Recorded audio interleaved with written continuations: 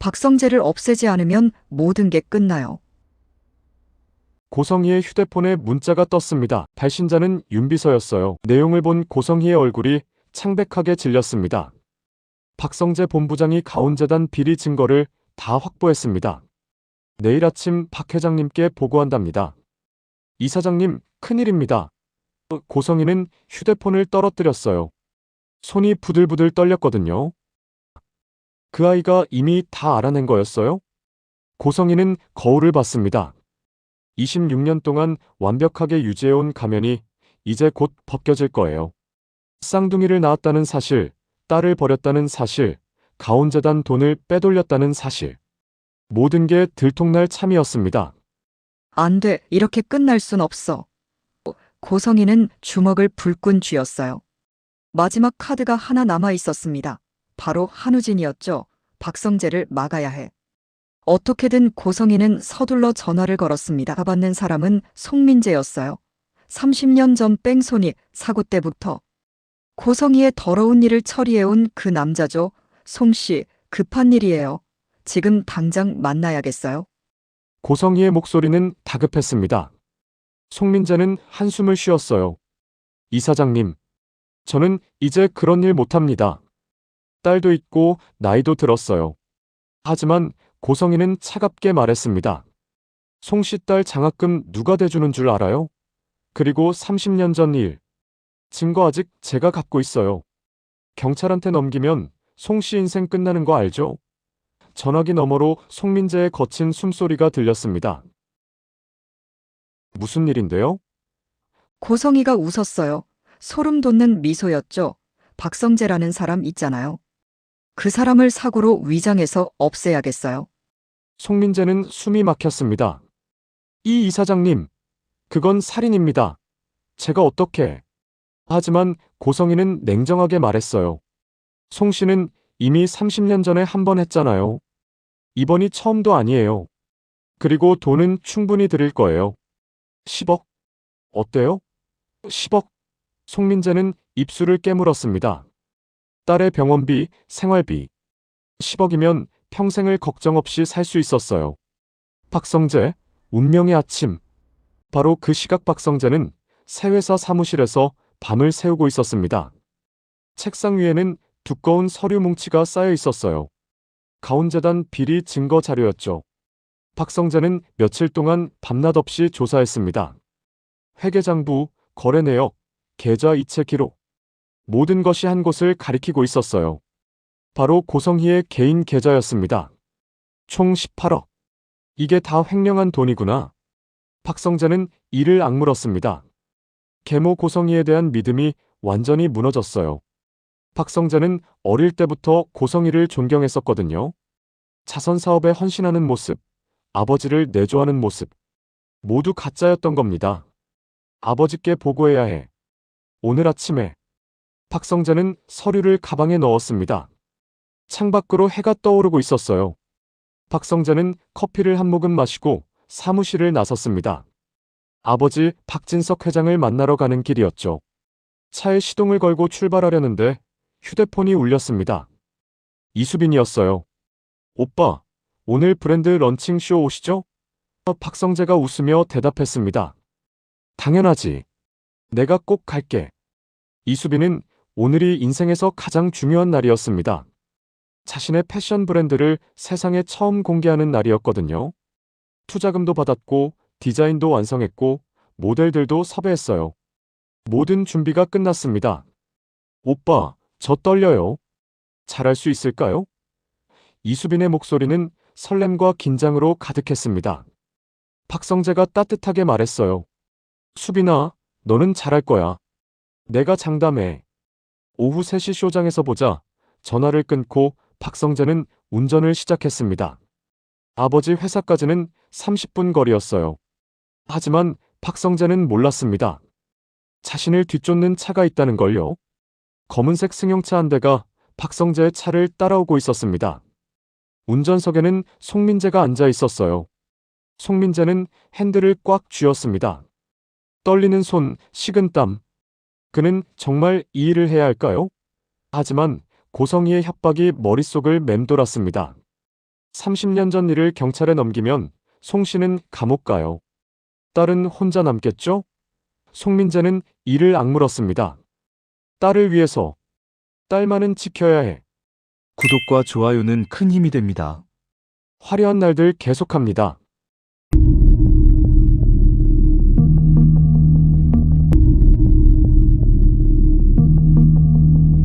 한편 이지혁은 회사 로비에서 커피를 마시고 있었습니다. 오늘따라 기분이 우울했어요. 지은호 생각 때문이었습니다. 어제도 복도에서 마주쳤는데 지은호는 고개조차 돌리지 않았거든요. 은호, 나를 정말 용서 못하는 거구나. 이지혁은 한숨을 쉬었습니다. 그때 로비 입구로 한 여자가 들어왔습니다. 30대 중반쯤 되어 보이는 여자였는데 고급스러운 정장을 입고 있었어요. 여자는 리셉션 직원에게 뭔가 물어보고 있었습니다. 이지혁은 그 여자가 낯익다는 생각이 들었어요. 어디서 본 것 같은데? 여자가 고개를 돌려 이지혁을 봤을 때 이지혁은 깜짝 놀랐습니다. 서연이? 그 여자는 바로 이지혁의 전 약혼녀 서연이었습니다. 3년 전 결혼식 당일 이지혁을 차버리고 떠났던 바로 그 여자였어요. 서연이는 이지혁을 보자 놀란 표정을 지었습니다. 지혁 씨? 두 사람은 어색하게 마주 섰습니다. 이지혁의 머릿속이 복잡해졌어요. 서연이. 그녀는 이지혁이 평생 잊지 못할 수치를 안겨준 여자였습니다. 결혼식장에 하객들이 다 모인 상태에서 이 결혼 못하겠어요 라고 선언했거든요. 이유는 이지혁이 사랑이 아니라 돈 때문에 결혼한다는 걸 알았다면서요. 여기는 무슨 일로? 이지혁이 조심스럽게 물었습니다. 서연이가 미소를 지었어요. 예전과 달리 여유로운 미소였습니다. 사업 때문에 왔어요. 이 회사랑 거래하려고요. 서연이는 이제 성공한 사업가였습니다. 해외에서 사업을 키워서 돌아온 거였어요. 그렇구나. 이지혁은 더 이상 할 말이 없었습니다. 하지만 서연이가 말을 이었어요. 지혁 씨, 미안해요. 3년 전 일. 이지혁이 손을 저었습니다. 했어요. 지난 일이에요. 하지만 서연이는 고개를 저었습니다. 아니에요. 제가 꼭 해야 할 말이 있어요. 그날, 제가 결혼을 취소한 진짜 이유는요? 서연이가 숨을 깊이 들이쉬고 말했습니다. 누군가 저한테 전화를 했어요. 지혁 씨가 다른 여자를 사랑하는데 돈 때문에 저랑 결혼한다고요. 그 여자 이름은 지은호라고 했어요. 이지혁의 눈이 커졌습니다. 뭐라고? 누가 그런 전화를? 누군데요? 누가 그런 거짓말을? 서연이가 조심스럽게 대답했습니다. 여자 목소리였는데 나중에 알고 보니 고성의 씨였더라고요. 이지혁은 충격을 받았습니다. 고성이가? 왜 고성이가 이지혁의 결혼을 파탄내려고 했을까요? 서연이가 설명했습니다. 고성의 씨가 전화해서 그러더라고요. 지혁 씨는 지은호를 사랑해요. 그런 사람이랑 결혼하면 연희 씨만 불행해질 거예요 라고요. 그래서 저는 결혼식을 취소했어요. 이지혁은 온몸이 부들부들 떨렸습니다. 고성이. 그 여자가 자신의 인생을 망쳤구나.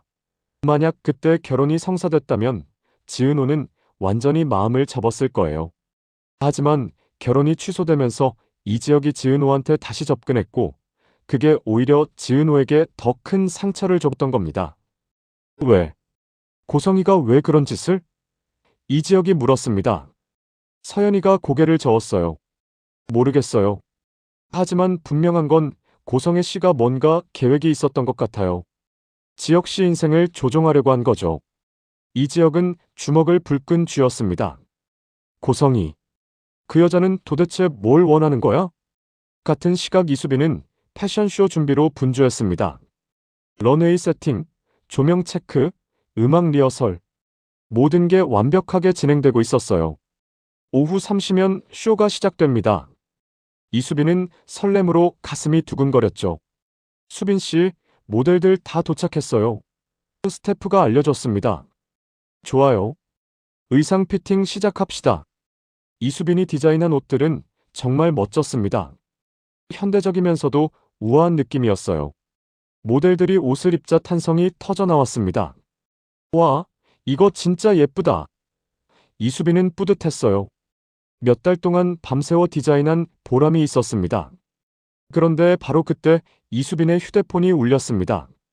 투자자 김 대표였어요. 수빈 씨, 큰일 났어요. 이수빈의 얼굴이 굳어졌습니다. 무슨 일이세요? 김 대표가 다급하게 말했습니다. 투자금을 못 드릴 것 같아요. 회사 사정이 갑자기 안 좋아져서. 이수빈은 머리가 하얗게 변하는 것 같았습니다. 투자금을 못 받는다고? 오늘 쇼를 하려면 돈이 필요한데. 장소 대여료, 모델 비용, 스태프 인건비. 이수빈은 이미 자기 돈을 다 쏟아부었거든요. 투자금이 안 들어오면 완전히 망하는 겁니다. 김 대표님, 농담이죠? 오늘 쇼인데. 이수빈의 목소리는 떨렸습니다. 하지만 김 대표는 미안하다는 말만 반복했어요. 전화를 끊은 이수빈은 주저앉았습니다. 어떻게 하지? 오후 3시까지 이제 5시간밖에 안 남았는데. 이수빈은 오빠 이지혁에게 전화를 걸려다 멈췄습니다. 오빠는 이미 이수빈과 박성재 만나는 거 반대했었거든요. 도움을 청하면 내가 그럴 줄 알았어라고 할 게 뻔했어요. 박성재 오빠한테 연락할까? 하지만 박성재는 새 회사에서 겨우 자리 잡았는데 돈을 빌릴 수는 없었어요. 이수빈은 눈물을 닦았습니다. 내가 해결해야 해. 혼자서. 이수빈은 스태프들을 모았어요. 여러분, 사실 투자금이 안 들어왔어요. 하지만 우리 쇼는 진행할 거예요. 제가 어떻게든 해결할게요. 스태프들은 걱정스러운 표정을 지었지만 이수빈을 믿기로 했습니다. 이수빈은 은행 앱을 열었습니다. 통장 잔액을 보니 500만 원이 남아 있었어요. 턱없이 부족했습니다. 장소 대여료만 해도 1천만 원, 모델 비용 800만 원, 스태프 인건비 500만 원, 최소 2,300만 원이 필요했거든요. 이수빈은 머리를 쥐어뜯었어요. 어떻게 하지? 이수빈은 급하게 전화를 걸기 시작했어요. 대학 친구들에게 먼저 연락했습니다. 지민아, 나 이수빈이야. 혹시 돈 좀 빌려줄 수 있어? 하지만 친구는 난처해했어요. 수빈아, 미안한데 나도 지금 월세 내느라 빠듯해. 이수빈은 다른 친구들한테도 전화를 걸었지만 결과는 똑같았습니다. 이수빈은 절망했어요. 오후 3시까지 이제 4시간밖에 안 남았는데. 이수빈은 쇼장 화장실로 들어가 울었습니다. 몇 달 동안 준비한 게 이렇게 물거품이 되다니. 이수빈은 거울을 봤어요. 눈이 퉁퉁 부어 있었습니다.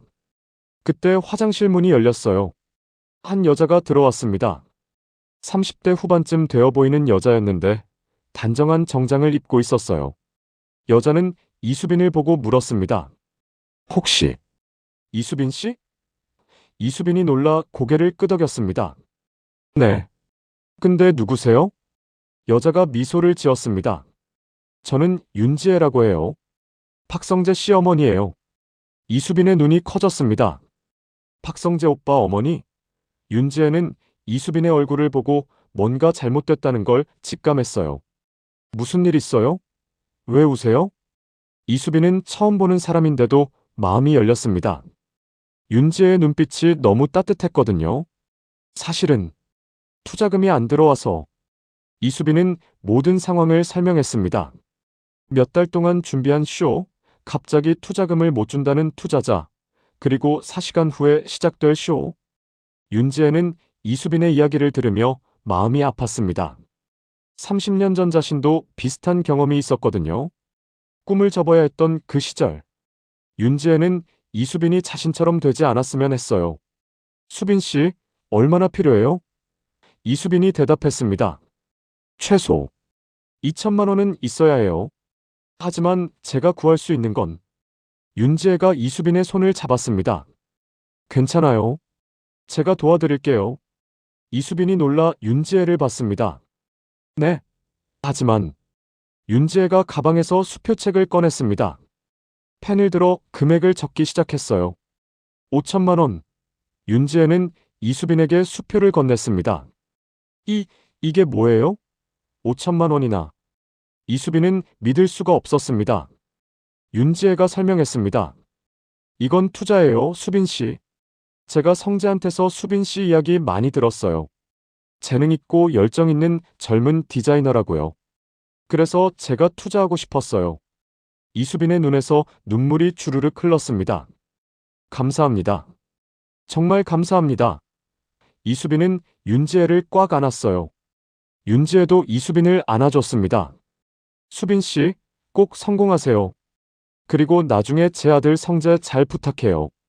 이수빈이 놀라 윤지혜를 봤습니다. 어머니, 저희 관계를 아시는 거예요? 윤지혜가 웃었어요. 당연히 알죠. 성재가 얼마나 수빈 씨 이야기를 하는데요. 눈에 별이 다 들어가 있더라고요. 이수빈은 얼굴이 빨개졌습니다. 윤지혜가 진지하게 말했습니다. 수빈 씨, 제 아들이 많이 힘들었어요.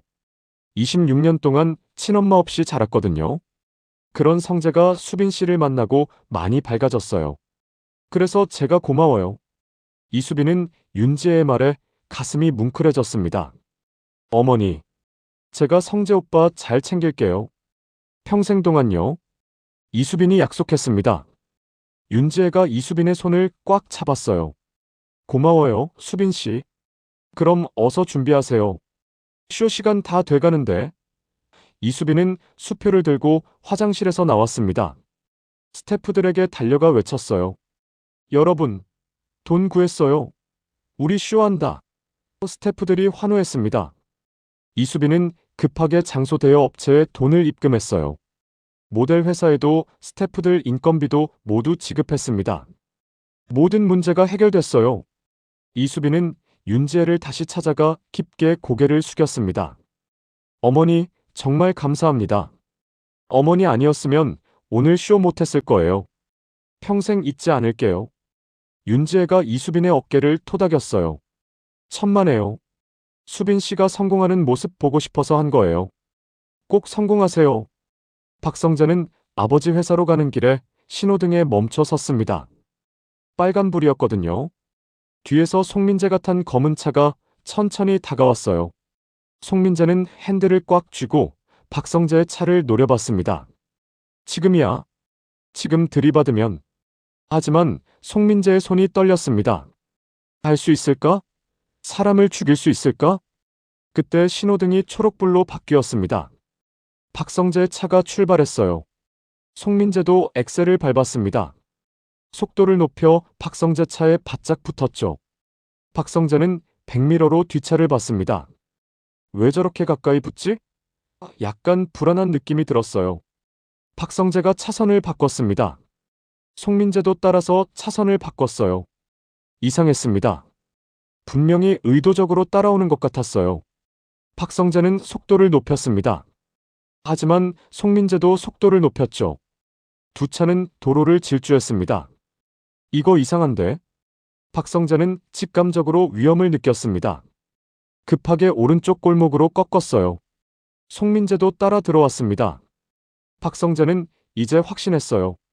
이 차가 자신을 노리고 있다고. 박성재는 급브레이크를 밟았습니다. 끽! 송민재 차가 박성재 차 옆으로 스쳐 지나갔어요. 박성재는 차에서 내렸습니다. 심장이 쿵쿵 뛰었어요. 송민재 차도 멈춰 섰습니다. 한적한 골목이었어요. 주변에는 아무도 없었죠. 박성재가 송민재 차로 천천히 다가갔습니다. 송민재는 운전대를 꽉 쥔 채 고개를 숙이고 있었어요. 창문 열어요. 박성재가 유리창을 두드렸습니다. 쿵쿵쿵. 하지만 송민재는 반응이 없었어요. 박성재는 더 세게 두드렸습니다. 당신 왜 날 따라온 거예요? 대답하세요. 송민재의 어깨가 떨리는 게 보였습니다. 박성재는 확신했어요. 이 사람이 자신을 해치려고 했다는 걸요. 박성재가 소리쳤습니다. 누가 시켰어요? 고성이죠? 고성이가 당신한테 돈 줬죠? 그 말에 송민재가 화들짝 놀라며 고개를 들었습니다. 두 사람의 눈이 마주쳤어요. 송민재의 눈에는 공포와 죄책감이 가득했습니다. 박성재는 그 눈빛을 보고 모든 걸 알았어요. 창문 열어요.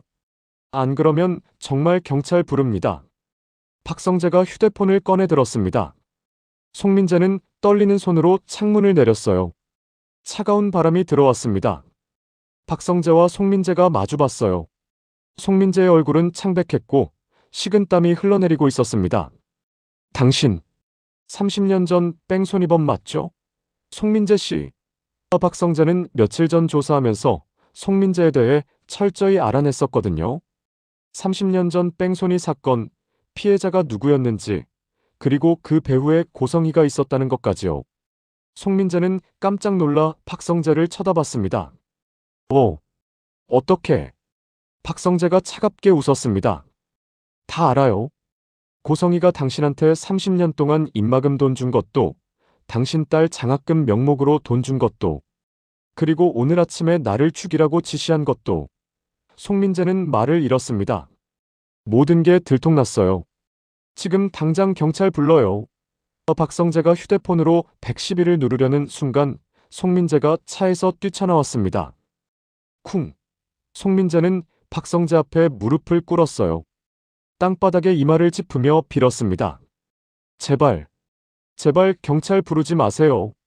송민재의 목소리는 울음에 가까웠어요. 박성재는 그런 송민재를 내려다봤습니다. 불쌍하다는 생각이 들면서도 화가 났어요. 당신 딸 때문이라면서요? 그래서 나를 죽이려고 했어요? 송민재는 대답하지 못했습니다. 박성재가 계속 말했어요. 당신 딸은 올해 몇 살이에요? 10살? 11살? 그 어린아이가 아버지가 살인자라는 걸 알면 어떻게 되겠어요? 송민재가 고개를 들었습니다. 눈물 범벅이 된 얼굴이었어요. 저도 알아요. 이게 잘못된 거라는 거. 하지만 고성애 씨가 협박을 했어요. 30년 전 일을 경찰에 신고하겠다고. 박성재가 물었습니다. 그래서 또 살인을 저지르려고 했어요? 30년 전에도 그렇게 사람 죽이고 이제 또 죽이려고? 송민재는 바닥을 쳤습니다. 주먹으로 아스팔트를 쿵쿵 내리쳤어요. 손에서 피가 났지만 멈추지 않았습니다. 제가 나쁜 놈입니다. 제가 죄인이에요. 하지만 제 딸만은 살려야 해요. 송민재는 절규했습니다. 박성재는 한참을 송민재를 바라봤습니다. 그리고 천천히 입을 열었어요. 송민재 씨, 내가 제안을 하나 할게요. 송민재가 고개를 들었습니다. 뭔가요? 박성재가 명함을 꺼냈습니다. 이거 받으세요. 당신이 경찰에 가서 고성희에 대해 다 자백하세요. 30년 전 일, 그리고 오늘 일까지 전부요. 송민재가 명함을 받아들었습니다. 박성재는 계속 말했어요. 당신이 자백하면 형량이 줄어들 거예요. 그리고 당신 딸 병원비는 제가 책임질게요. 평생 동안요. 송민재의 눈이 커졌습니다. 정말입니까? 박성재가 고개를 끄덕였습니다. 네. 대신 조건이 있어요. 고성희에 대한 증거를 전부 내놓으세요. 통화 녹음, 문자 메시지, 계좌 이체 내역, 뭐든지요. 송민재는 떨리는 손으로 휴대폰을 꺼냈습니다. 다 있습니다. 녹음도 있고 문자도 있어요. 제가 혹시 모를 일에 대비해서 전부 저장해뒀거든요. 박성재는 송민재의 휴대폰을 받아 확인했습니다. 고성희와의 통화 녹음, 문자 메시지, 심지어 은행 거래 내역까지. 모든 게 완벽한 증거였어요. 좋아요. 이거면 충분해요. 박성재가 휴대폰을 돌려줬습니다. 송민재 씨, 지금 당장 경찰서 가세요. 그리고 전부 자백하세요. 제가 변호사를 연결해 드릴게요. 딸 병원비는 내일부터 제가 보내드릴 거예요. 송민재는 박성재를 보며 눈물을 흘렸습니다. 감사합니다. 정말 감사합니다. 박성재는 송민재를 일으켜 세웠습니다. 이제 가세요. 그리고 딸한테 아빠가 잘못을 뉘우치고 다시 시작한다고 전하세요. 송민재는 몇 번이고 고개를 숙여 인사했어요. 그리고 차에 올라타 경찰서로 향했습니다. 박성재는 그 차가 사라질 때까지 지켜봤어요. 박성재는 깊게 숨을 들이쉬었습니다. 죽을 뻔했지만 살아났어요. 그리고 고성희를 무너뜨릴 결정적 증거를 확보했습니다. 박성재는 차에 타고 아버지에게 전화를 걸었어요. 아버지, 큰일 났어요. 고성희가 저를 죽이려고 했습니다. 지금 당장 만나야 해요. 구독과 좋아요는 큰 힘이 됩니다. 오늘도 행복하세요.